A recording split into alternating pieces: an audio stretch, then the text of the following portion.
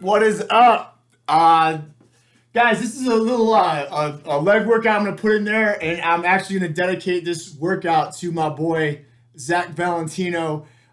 He's been killing it. A good friend of mine, Christian, his dad, that I used to play soccer with, he's been working out and absolutely crushing it. And I was telling his dad the other day just how amazed I was as a PE teacher and working with middle school, high school. Now I do elementary students. For the fact that I've found over the years that my young students have missed so much stuff that I need to start with the basic stuff, guys, which means run how to run properly. And I've noticed over the years of training adults, they don't even know how to run properly. They're running like this, not swinging their arms right. And the biggest thing too, I've noticed that over the years, and it's something to be aware of constantly putting yourself in a movement that's improper, that will literally throw your body out of whack. For instance, people that do the elliptical, so that we know the elliptical is literally a cross country ski type movement. It's not even a natural type of running movement. And if you do that over the years, so I know clients, and actually you see these people in the gym all the time, 3 times, 4 times a week, they're on that elliptical for for an hour, right? So let's add that up. So 4 hours out of the week, right? 16 hours a month. They're doing this for years and years, and what that eventually does is it actually throws the body out of whack. So when they come to me and they start training with me, and I ask them, I want you to backpedal to me in a zigzag type formation, and I'm watching them fall all over the place. And it is because they basically have, what the body does, guys, is that if you do a movement over and over, even if it's done improperly, the body then becomes used to that. And so it's harder to break an old habit than it is to start new. And so that's why I've gone into elementary teaching to start these kids fresh, because I believe it takes 5,000 times. Now, this is just what they say. So it takes 5,000 times for you to do a movement that then becomes automatic. It then becomes 10 to 15,000 times for you to break that habit and to go back. So it's a lot easier and a lot more, you'll be a lot more successful. I got Satori in the background. She likes to work out with me. I think she's playing around with her little ball right now. I want to dedicate this workout to Zach Valentino and his father Christian, who've just been absolutely crushing these workouts, and for you guys. So this workout, guys, is we're gonna dive into your lunge type workouts, because there's a progression for all these workouts. So everything that you've been doing is kind of just leading up to the next stage. And so you don't want those setbacks. The yoga and the stretching, guys, is hugely important. And it's to make sure that you guys are still able to get joint mobility, because without joint mobility, then we lose the efficiency in the movement, right? So if my leg is supposed to go back 20 degrees and it's only and I'm tight here in the quads and hip flexors, and it's only going back 10, right? And I'm running, I got to do a lot more movement than to get that natural stride going, right? So huge. And again, what that does is end up leading to pain, discomfort, and of course, injury down the line. And if you injure yourself down the line, that's just going to drop you back down, right? And usually when I've had it over the years now, I've pretty much come up with a systematic way that has really limited my clients in getting injuries. And so I want to stress that enough. If doing the yoga sequence, guys, you found out that, hey, man, my quads are tight as hell, then you need to focus your attention on those quads and get them back into a natural movement, because they're only going to lead to problems elsewhere. Tight quads lead to weak glutes, and we know what happens with weak glutes. We're already sitting on our ASS. I gotta watch my language for a little bit. So we know we're sitting on our asses most of the time throughout the day, right? So when we sit on our ass all day long, guess what happens? It becomes weak, because the weight's supposed to be in the legs. And it's very easy to do that. I notice myself and I'm a PE teacher and a trainer, so I'm on my feet more often than most of my clients outside. So we know that 80%, 90% of the population is sitting at work or driving, which is even worse. Because in driving, you're literally, especially in a car, your weight is not in your legs. It's right on your sacrum and your spine. A good way to know if you're sitting properly is it shouldn't be in your butt and it shouldn't be in your hamstring. It's in the middle on your sit bones, which are your ischial tuberosities. It's easy to find that if you sit on a bench. If you're sitting on a wooden bench, you can find those two kind of peaks, mountain peaks. So again, my weight in my butt means I'm too far back. That's what most of my clients do. If I'm in my hamstrings, I'm too far forward, right? It's in the middle there somewhere. Another good cue, as I learned this over the years, is before you sit down, poke your butt out just a little bit and then sit down. And then you'll notice the difference, right? That you're not flexing here. So I'm going to take this lunge sequence, guys. I'm going to show you a little bit, especially for my athletes and the soccer players, right? Because we know I love soccer. Christian was a good soccer player, right? I bet Zach is probably right up in there. But this little sequence here, guys, when we progress this, will make you a way better mover, and your agility skills, and which, you know, agility is the ability to change direction quickly, which is huge in soccer and any sport, right? Most every sport, right? It is very, very big, except for baseball players. Most of the time, they're just running straight ahead, right? And so that's a whole different ball game. But the biggest thing of this is if you run, this is going to keep you in the right position. So you're going to notice where your weaknesses are.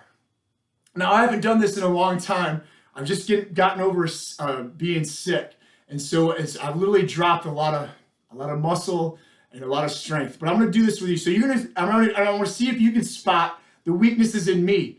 When you spot those weaknesses, it is essential, right? This is where guys go wrong, and guys are so bullheaded in the gym.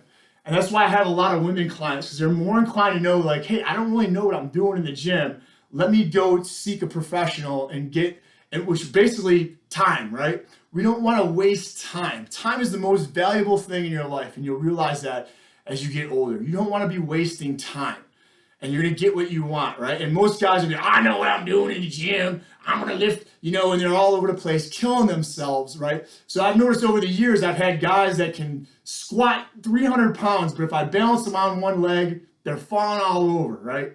And so to me, that's the most important. If you can't balance on a leg, guys, that's where you need to start. That's your foundation stuff, your planks and all that stuff. So if you're struggling with that stuff, start. Another huge thing I want to go in. So if you reach this part to the thing, I'm going to get a little bit more in depth and then blow your minds with some of this stuff. You'll notice a difference. Try this. The best way when I explain this, so barefoot training is huge. And I remember about 10 years ago, man, it's been that long. But when I went to Vegas and I went to a strength and conditioning association, they had three lecturers talking about the importance of barefoot training. So take those off. Try it with your shoes, guys, first. This is what I used to do with my clients to blow their mind, right? So I'd have them with their shoes on, we'd do step-ups, or I would take them through this sequence, and they'd be kind of falling all over the place. Then I would have them take their shoes off and do it barefoot. And it's amazing. You will notice the difference. All right. So about, you know, maybe some of you don't, but I would say 95% of my clients right out the bat notice the difference, that their balance is better with their shoes off. Your feet were meant to read the ground. So we know there's a ton of nerves in the feet. In fact, that if you know reflexology, which is basically a massage of the foot, there's all your, so if you want to massage your stomach, you go to the foot. If you want to massage your liver and kidneys, there's all these connections in your foot, which is an amazing thing. So that tells us that, you know what, there's a lot of nerve endings, and there's a huge importance with the feet. And you notice the feet and the hands, right, are very sensitive. And we're meant to be touching things and reading, you know, the environment that we're in. So another thing, guys, is spreading your feet. So I notice, especially a lot of my clients, even men now to this day, their feet are like all jammed. I call that the eagle claw, right? If your feet are like this, it's harder to balance than if it's like that, right? Makes sense. So you want to spread those toes out, and that's a good exercise just in of itself, because most people, they actually lose that. So I have a lot of clients that get bunions where their big toe is in there. They can't even open that big toe up after a while. So if it's been jammed in there so much, they lose that nerve endings in there, and then now, you know, that's a huge thing, because it basically connects the rest of your body. And I'll explain that. I don't want to go too deep in that. So let's start with that 3D lunge. 3D meaning dimensions. Front to back, which is sagittal, frontal, side to side, and rotation. Most people just do the sagittal, front to back. You can't neglect one movement over the other. You'll notice that probably your movements will either be where you're having the hardest time is going to be side to side or rotation. Okay, let's start easy into this. So I like to use this as a warm up. I got this done. I want you guys to see my feet. I don't need to step big. I can take these small steps. So you're gonna say, so I call this 5 steps. The 5 steps. Okay. So we're gonna take a step to the front. So spread those toes, right? We're gonna take a step to the front. All right, nice and tall. Again, book on my head to the front.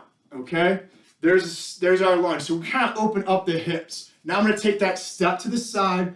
I feel a stretch. So I know that when I go around, we're going to basically do a semicircle here. All right. And then the rotational step, notice this knee is lined up. I don't want this knee breaking like that. That's asking for trouble, right? We want to line that up. Okay. I might turn myself here.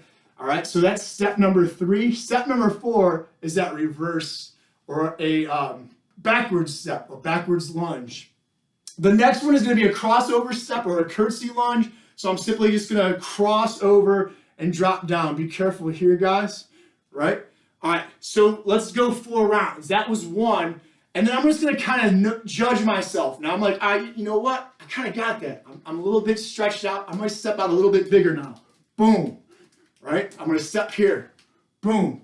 Now, if this is easy, guys, let's come up to a balance. All right? So come up to a balance. If you need to tap, that's fine. Rotation. Good. Come up to balance. Backwards. Good. Stomach in a little bit. These lower abs, guys, if you pull them in just a touch, don't let it inhibit your breath. You'll notice you balance better. If it's pushed out, right, I'm not lined up right. So nice and tall. All right. So now we got that curtsy step. Boom. Good. Now I'm going to step again a little bit. Let's open this up a little bit more. You'll feel that stretch a little bit more out to the side. Here we go. Good rotation. Again, you judge. You don't have to be with me. You might be stepping bigger than me, right? Because again, I'm a little bit tight. I told you I've been out of the wagon a little bit. Come up to the balance. Lower abs in. Boom. Good. Bam. Good. If I bring this leg up, this is like a preload, right? So if I pop this leg up, you'll notice it's almost like putting the brakes on. Squeeze this butt on this side. And it's like it'll lock you in place, right? So come up, squeeze, come bring this knee all the way up, right? So if I shortchange this and I stop here, you'll notice it'll be kind of a little bit harder to balance, all right? Good, we open that side up. Let's go to the right side now. Biggest thing, guys, is there a difference between one side and the next, okay? And again, if you notice this, look how small this room is. Don't really need a huge space here for this. This is an excellent, excellent exercise for everything. So, Zach, if you are about to go on the soccer field, this is a great one. People might look at you like, man, what is he doing? But the biggest thing is you know what you're doing compared to them. Don't ever let anybody, don't ever be judgmental. I've had so many clients always worried about what other people think, right? And they get embarrassed about, people always see me in the gym and be like, man, what are you doing? But I've been doing this for 23 years, and I look at them, and I'm like, what are you doing? Just sitting there with biceps, right, all day long. And their arms are bigger than their legs, right?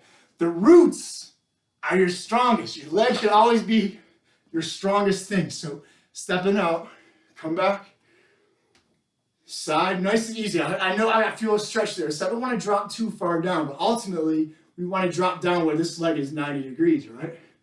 Reverse. Knees straight, back. Good, curtsy, so I'm gonna cross over, just drop, stomach in, tall. If you notice that when I get tall, my stomach automatically goes in. If I got bad posture, it pushes out, right? Good, let's open it up again a little bit. Front, bam, side, bam. Good, rotation. Good, back. Good, curtsy. Good, I'm opening this up. So that's why we're just going 4 times. We're going to work that same leg, right? Good. Spread your toes. Open your feet up. Breathe in. All right, I'm gonna show you guys my breath. You always wanna, if you can move with your, ooh, I forgot one, right? I forgot two, actually. Reverse.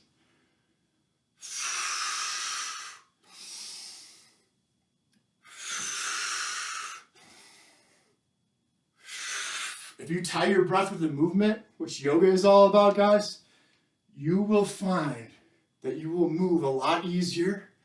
You will balance a lot better. Whenever I close my body, I blow out, right? Whenever I breathe in, I open up. That's when I go, right?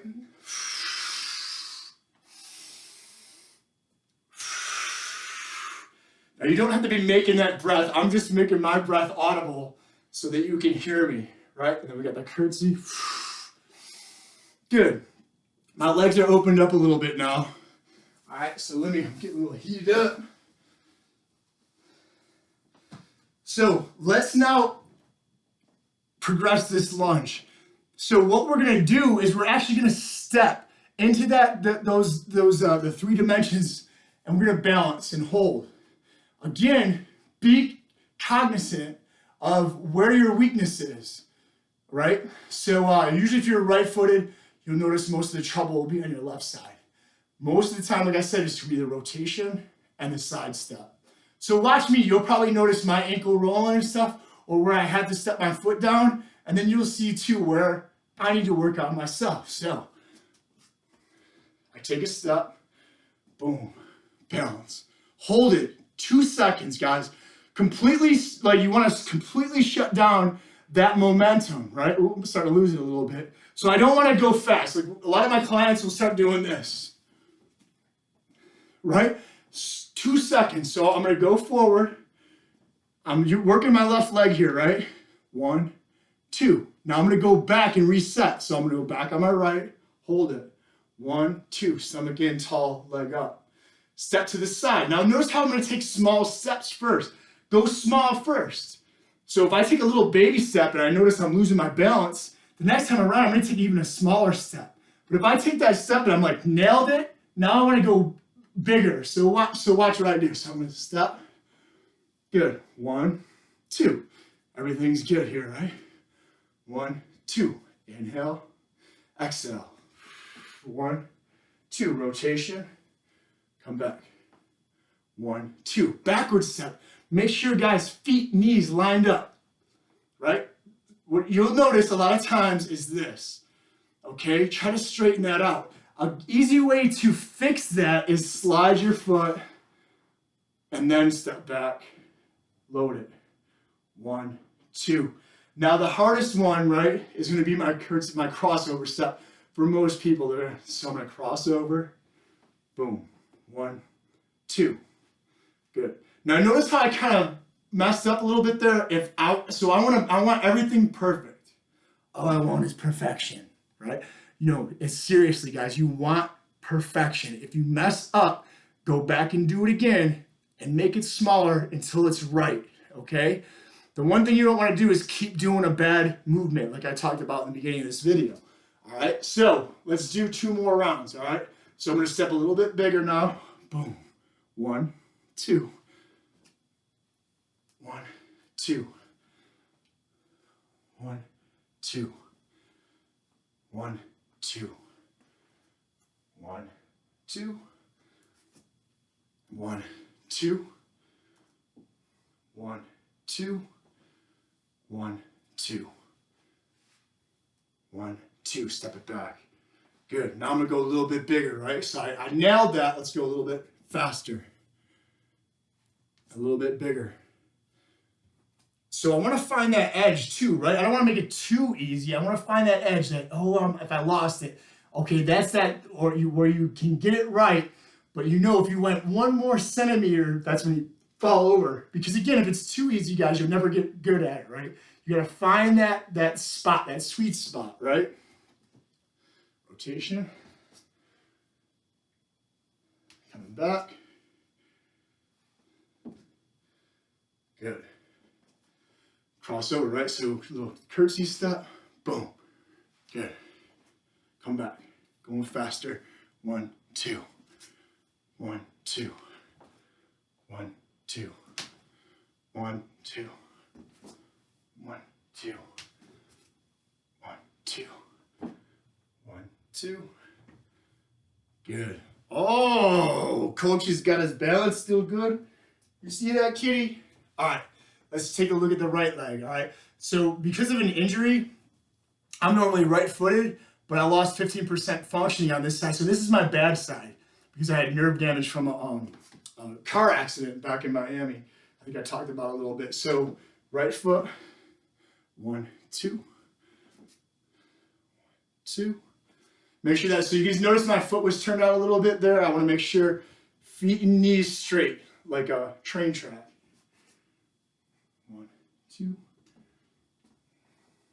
1, 2, 2, 2, cross over, 2, coming back, 2, a little bit faster, right? So again, now that round, I noticed that, all right, I nailed it. So I'm gonna go a little faster. I'm gonna go step a little bit out farther. Now, so watch, if I had messed up here, so if I went here and I was like, oh, so the next, what I'm gonna do is nail it. Okay, perfect. Now I move on, right?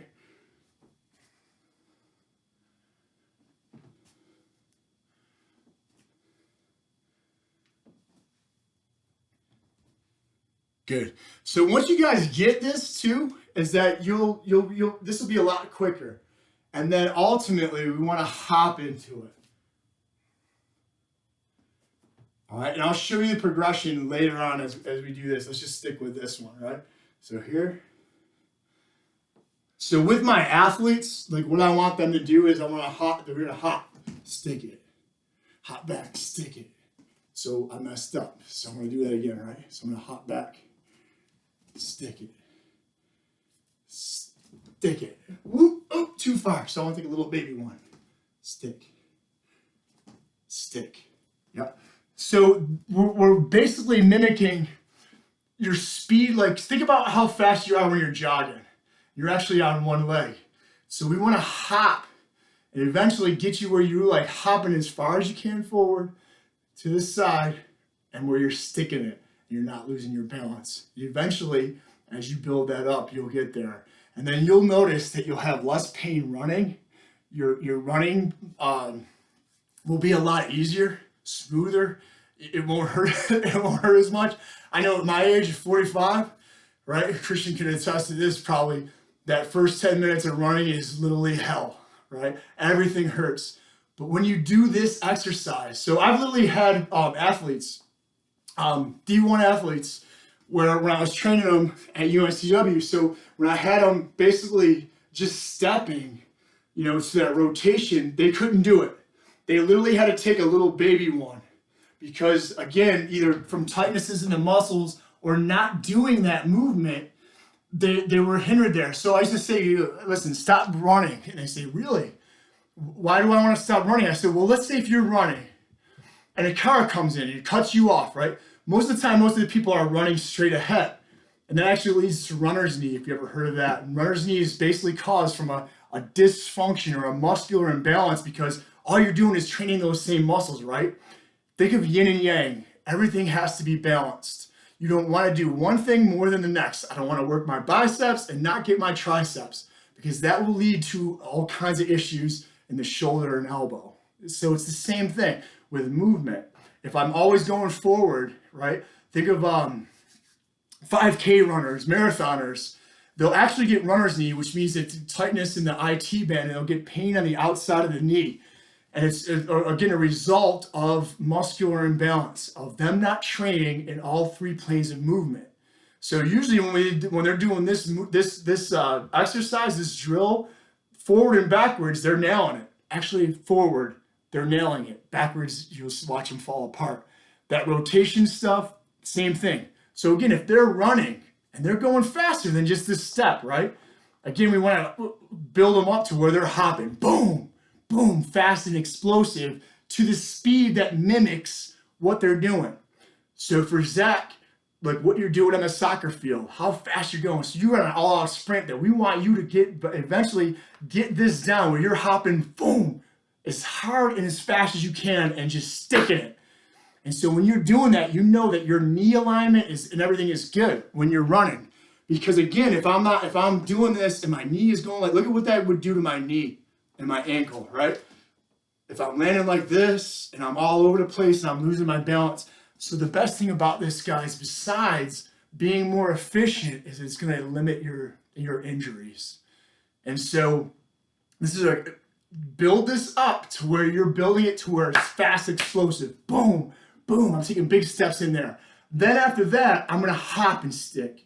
And again, it's small. So you notice how when I hopped and I fell right over, and then I did a little baby hop and nailed it. That's where you want to be. Right on that edge, though. Again, it's got to be on that edge, okay? So, guys, short video for you here, and trust me, this is huge. Do it barefoot. Do as much stuff as you can barefoot. Always, always, guys. If you've been running with your shoes, you don't just take your shoes off and then start running for an hour. I've noticed a lot of my clients will say that, yeah, I got all my feet are hurt. No, yeah, oh hell yeah, right? Because you're not used to that. But if you can get on an open field, this is what I was doing in Buffalo when I was home for the summertime. It was awesome because I'll tell you, the grass up north is a lot better than it is down here in the south, because you got the fire ants and you got the crabgrass, which basically just tears your feet up. But that nice soft grass up north is wonderful. And I actually found a hill, which is great for training, right? Going up it forward and backwards, and always train those 3 planes of movement. So what I'll do is I'll take my shoes off, and I'm just kind of easing into it. So I might do 10 minutes with my shoes off, put my shoes back on, and eventually slowly build it, right? And I'm not going to go all out barefoot, but you'll notice a huge difference. So when I went to the conference in Vegas, this girl, which was amazing, she was a podiatrist who talked about it. Another guy that was there talking about barefoot training. We're training NFL athletes and then having them do agility work. Some of the same stuff that I'm showing you here a little bit. Of course, I kind of make it my own and what I feel is most going to be beneficial to my clients. And so you got pro athletes doing it. And these people can't go to these seminars without a ton of research to back what they're saying. So it's not like we're just pulling this out of thin air. You'll notice a huge difference, guys, doing barefoot training. If you notice martial arts, yoga, a lot of them, shoes are off. And that's for a huge reason, to get those feet to start reading the ground again. And there's actually a couple what they call a foot exercises before they start, where it's almost like letting my foot read the ground. You almost see cats kind of doing that, where they paw at the ground, right? Going side to side, rotation, right? And they'll actually use this studies that show that it actually feeds all the way up into the pelvic floor and ties the glutes and everything together. So again, guys, do that exercise. Do it as a warm-up, all right? And then all I want you to do is that if you want to make this workout a little bit harder, is that go back into your lunge sequence after. So after you guys do, you can try the little hops and sticks, but I'd rather you guys build that up later, and I'll show you guys how to progress that as well. But do the steps first. And now notice your weaknesses. So when I step with my left and I'm falling all over the place, I'm doing a baby step, that's the one I want to focus my attention on, right? If I'm stepping forward and I'm killing it, you got that. Why waste your time on that? Okay, so eventually after you do this, make note, okay, my left foot rotation is the one that I'm having harder with. So that is the one that I'm going to focus more on.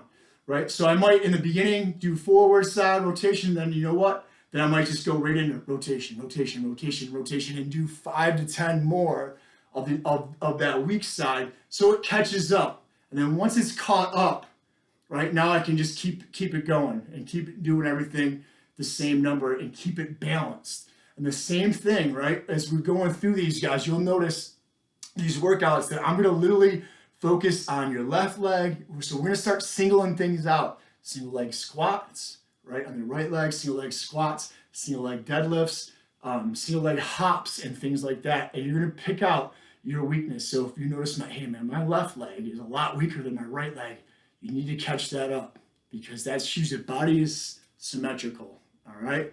So I just want to again, Zach and Christian, you guys have been killing it. This one's for you guys. Hey, when you nail this and we progress this, I'm telling you, you're going to notice a huge, huge difference just in your running alone. You'll feel like you're running a lot smoother. And then when you're making those cuts in soccer, right? When you're like, peace, that used to be my favorite move, right? Go in and then take them out.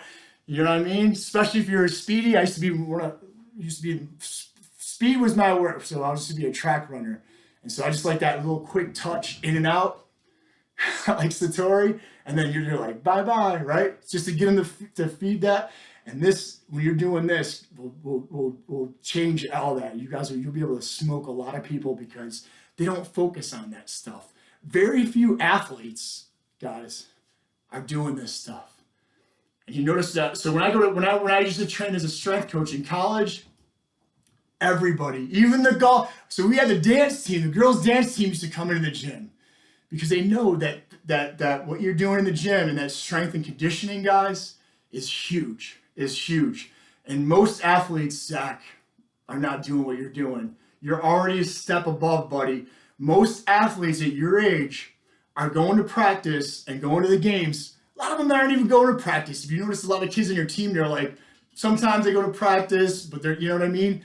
But it's what you're doing off the field that makes the biggest difference, buddy. And hey, I just want to let you know how proud I am and how rare that is and how special you are, buddy. So keep doing what you're doing. I'm going to keep feeding you some good stuff, guys. Good job.